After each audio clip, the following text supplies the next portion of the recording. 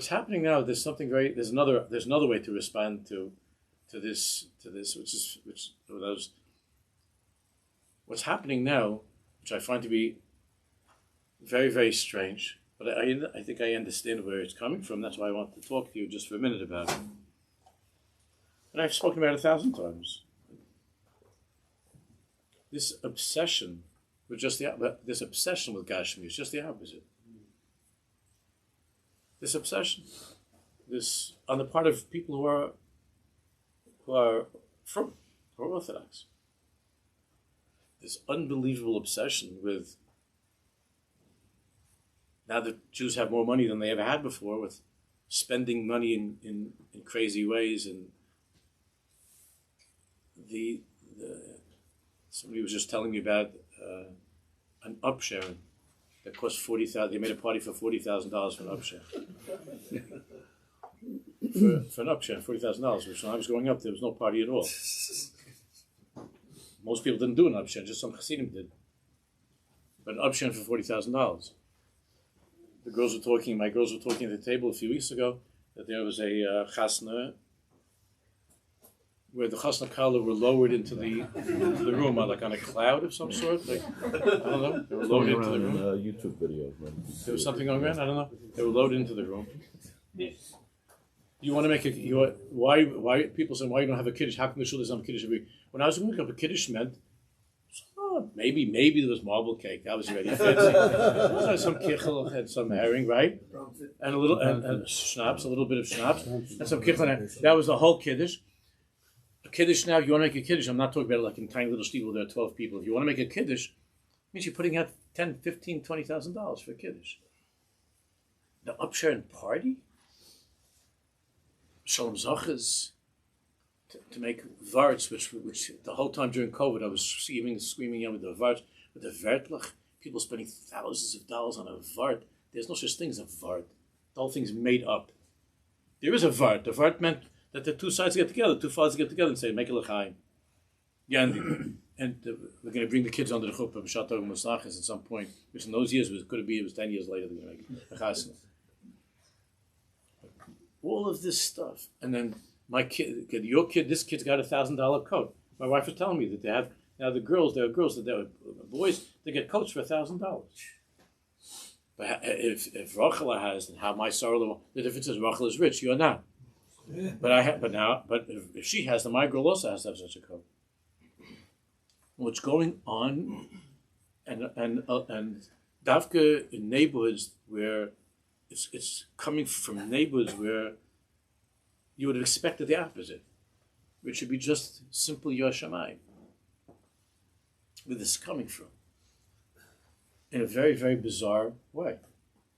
So whereas the Baal Shem HaKadosh was saying, the whole message of the Baal Shem Tov was the Bezos Teda is to connect everything in your life to Avodas Hashem, so you don't have to run away from Gashmiyus. That's what Pshat Hirsch was saying too. No, you can go. You don't have to run away from it. In other words, you can make a vart, but make a vart, and where it's the Or of Hashem is that vart. So you could make you don't have to sit. You don't have to sit as a parish someplace in a cave. So invite your friends to a chasna. You have 1,000 friends. You don't have 1,000 friends. And why is the chasna kala coming down from the ceiling? Are you out of your mind? Besides, and then who was telling me? One of the telling me yesterday. My daughter was saying yesterday that there's some very, very wealthy person someplace in America here, some very wealthy person, and she made a birthday party for her husband where everybody has to come dressed up in ballroom clothing. So there's a from cup, and she got some dress that you could pay a few tuitions with, and this dress alone. And with this dress, she came to honor her husband. And it's also public knowledge that there's very little shalom bayis there. That was thrown into the mix, but she dressed up like, I don't know, like from from Sleeping Beauty or some story, I don't know, and she got dressed up, And everybody who comes to the party has to dress up in like ballroom clothing to a birthday party of people who are, they're from people. They're from people. So I said, we should tell the Chaver to come a little bit to the 5 towns to see how to live a simple life. But these things, and all you have to do is look into any of the Frum magazines. So they have on one page they'll be having an article about what's going on, all this kind of stuff. And then you turn the page, and it's already now all the Pesach advertisements. And look how they talk about the advertisement. Look what they say about the advertisement. Look at the pictures of the guy in a strangle. Like he thinks he's like Marlon Brando or something. And, I don't have to go through the whole thing with a strangle that's knocking into the chandelier or something. And they don't even see that there's a stira over here. So what's happening is, and then you're reading letters and articles about this and how, and then there's about drinking too much, about how they're indulging in with the food, with the Taimeh Chaim Zachu, that you might have heard that there was a Yid that killed somebody because he was drunk and came out of a Taimeh Zachu, and he's going to jail now for a couple of years because he killed somebody. And then somebody wrote a letter that we have to try to have, to see that there should be less drinking by the Taimeh Chaim Zachus. There should be less drinking. And somebody writes back, good for the one who wrote back, said, why do you have to have any drinking by the Taimeh Chaim Zachu? I have another letter. Why do you have to have a Taimeh Chaim Zachu? You're so religious? Have you ever seen any of these Taimeh Chaim Zachus? What's going on? And guys getting stone drunk, that they come into Shabbos drunk. Or guys sing by Kiddush and the wives are waiting for them for 2 hours to come back from Kiddush. What is this? So everybody's trying to figure out, what do we do about this? What do we do with this? The Rosh HaKadosh was saying, the Mashiach told him, the Zois Teda, is if you have a life that's meaningful, and you have the Rebbeinu Shalom in your life, and eating and drinking is part of your Avodas Hashem, not some sort of an indulgence because I'm not allowed to go to the movies or I'm not allowed to do other things. So I have to have. So people tell me when I talk like this, people get upset with me and they say, what do you want from they don't have any other distractions. What do you want them to do? You want them to sit and learn all day? Not everybody can sit and learn all day. That's exactly what Hirsch was writing. Who said that you have to sit and learn all day? Not everybody could do that. I understand that. Oh, you want them to fast and to learn? So you tell me the opposite of fasting and learning all day is coming down on a cloud? This is what's going on. Our kids are growing up thinking, either I'm going to be some poor schlepper, some poor schlepper that sits in the kollel and he doesn't have anything in his life, or what's the only other way to be? The guy, the life of the party, the guy with a house that's 2 blocks long. There's nothing in between. And what's happening now is another interesting thing, that you have a lot of the guys that they're sitting and learning kollel, but they want to also be at the same time like the guy with a lot of money. So the guy said, I want to sit and learn for the next 10 years. And his little sweet wife says, yes, that's what I heard, that this is the most important thing to me in my life, that I want my husband to learn. But I also want to have a very nice house. And I also want to have a lot of nice things. And because of that, my parents, who are at this point 70 years old, my parents are going to have to continue working. Sorry, have to continue working to pay for my Mesiras Nefesh, living the life of Torah, day and night Torah. Am I the only one that sees what's going on? Are you watching this? What's going on? So this balance between Ruchnis and Gashmiyus is messed up. It's the same thing Rav Hirsch was writing 200 years ago. It's the same thing. You think, on the one hand, there's this thought, so in order for me to be frum and to be a real Yirei Shamayim, I have to deprive myself of all of these things. No, don't. You don't have to. Oh, so then the answer is, I can be frum and have all of these things. I didn't say that, but you could have nice things, But you're supposed to have those nice things with Hashem's Baruch. And it's a way of being an Oved Hashem. I grew up with, I knew Jews who were multi-millionaires. You never knew it. Because they lived lives of pshitas and tmimus, and they gave most of their money away to other people that they could eat. Not to make $40,000 upsharings. And so the other people say, what do you want for it? You can afford it. Why can't you get it? I have this conversation with people. If you don't forgive the guy, he can afford it. Why shouldn't he have it? Why shouldn't he have it? Because it's vulgar. Because it's obscene. Because he's fressing on the world. Why shouldn't he have it? You don't have the simple chush of a Jew from 10 years ago, from 20, 30 years ago, what it means to be a person who's tzanua.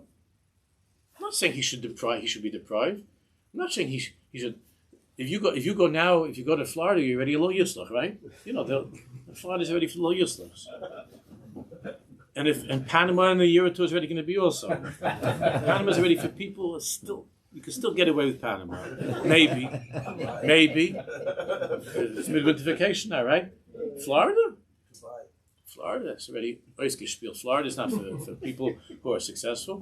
Panama, still, I don't know where to go, where they're finding new places. If you look in the magazines, after the article about how this is terrible with the Gashmiyus, then the next page is about other places to go. And I don't blame the magazines; they're just trying to pay the bills. I have no ties against them. But the kind of things and the type of clothing and the way of spending money, so the people say so. If they can afford it, why do you have a time? What's the problem? If they can afford it, no, they can afford it. So why shouldn't they be able to enjoy it? It's all from the same misunderstanding. Either there's complete deprivation, poverty, and misery, like somebody some poor Kali young man that's really like living that kind of a life, or the other alternative is that I'm 20 years old and I don't understand why I don't have yet a big beautiful house, and why is it that I can't buy my kids outfits? Each one's $1,000. What is that? So the Baal Shem HaKadosh came to say that Gashmiyus is okay. Gashmiyus is okay. That message they got. They got the message of Gashmiyus is okay. That was the Baal Shem Tov came. The Baal Shem Tov came down from Mashiach and he said, hey, listen. Spend whatever you like. That's what I heard. I was in Shemaim and Mashiach told me the Chassan Kala must come down in the cloud. That's what Mashiach told me. That's what the Baal Shem Tov came to say. So you find out Jews who call themselves Chassidim, they call themselves Chassidim, and the whole Indians was Shaykhs to Chassidus. What does this have to do with the Baal Shem Tov HaKadosh? That's what the Baal Shem Tov, that's what he came to say. And Rav Hirsch was saying the same thing in Germany. He was saying, go to school. And he had a whole mahalach like that in a proper way. What was Rav Hirsch saying? In all the way far away in Germany, he was also saying in Indian of Chassidus, of the Baal Shem. He was saying, go to school, get a profession, live a dignified life in this world as a way of serving Hashem and being a Kiddush Hashem in your life. Not that the Goyim are looking at the Jews and saying, this is what they spend their money on. It's disgusting. When you have a cleaning lady that'll tell you a story about it, the crazy things she saw by from people. If you would get all these cleaning ladies, get them together in a stadium, and talk to them and ask them the stuff that they've seen in from homes. Of course, there are many where they saw unbelievable Kiddush Hashem in the right way, or Hashem.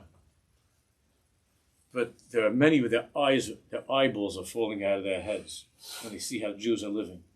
Their eyeballs are falling out